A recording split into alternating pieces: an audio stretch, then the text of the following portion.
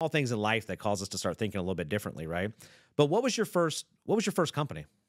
So before that, so I went to I went to college. I went to Baruch College. I have my finance and accounting degree. And so at 21, I started. I worked at UBS, and after that, I went to an accounting firm, and that was during the 2008 crash. So what happened was I was there for like about 6 months, and the crash happened, right?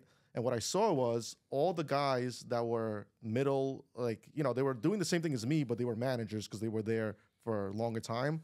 Those are the first guys that got axed, literally the first guys. And some of these guys were there; they were like the first employee hired.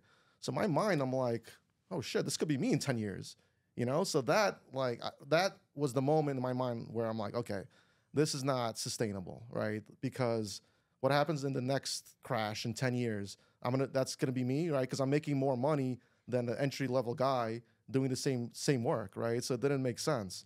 So I think that really opened up my eyes that okay, corporate America is not for me. You're as good as your last sale, and I'm like, I need to start making moves. So that's kind of how it started. And at about 10, it was like 2010. My One of my close friends and my business partner Boris, he was actually a pharmacist working for someone, and he wasn't happy where he was. He wasn't being treated right, and so he's like, let's team up. Let's open up our first retail pharmacy. So in 2010, we opened up our first retail location. And we hustled, door to door sales. I would go myself to the projects, knocking on doors and giving out medications, and it was So you became a legal drug dealer. yeah, exactly.